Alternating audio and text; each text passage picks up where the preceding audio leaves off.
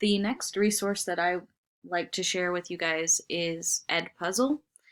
It is a website where you can input videos and then have the videos pause to insert questions to check for understanding and to make sure your students are actually watching the video.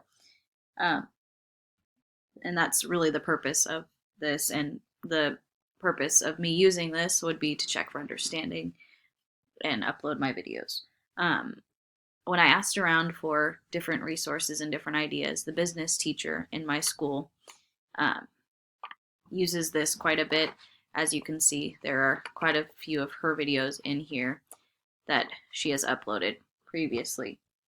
The two ITSE standards that were covered with this, again, would be to develop the learning assessments in 3.3E, and also to share lessons learned, which is 3.2E.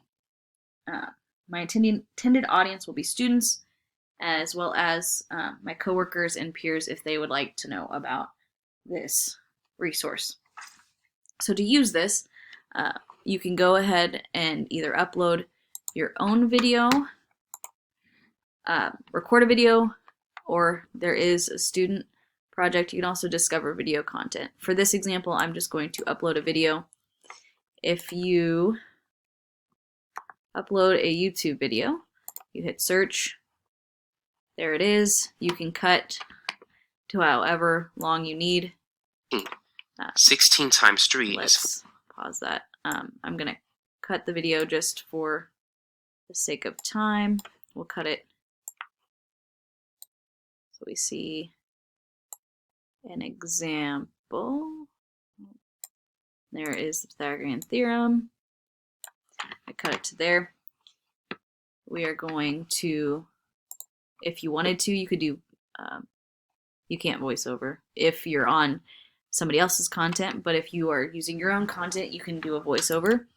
You can also insert questions. So if I wanted to insert a multiple choice question, I type in the question, what is the Pythagorean theorem? And then you could insert a spell check. You can insert all your different options. You can add another answer choice, or you can go and just use two. You can also do an open-ended question. What is the Pythagorean theorem? You can allow for audio responses if you don't want your kids typing in, so you can hear what they're thinking. You can hit save. And then wherever you selected that will insert the question there.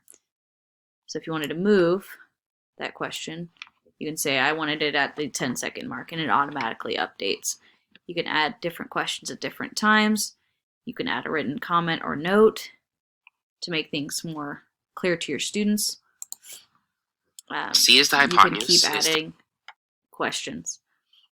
And then when you finish, you can automatically push that as to Google Classroom or get a link for students to complete the assignment. And then you get that response and you get to see where students are having trouble and all of that kind of stuff. I'm really excited to use this in the classroom in helping students understand my videos and make sure they're watching them.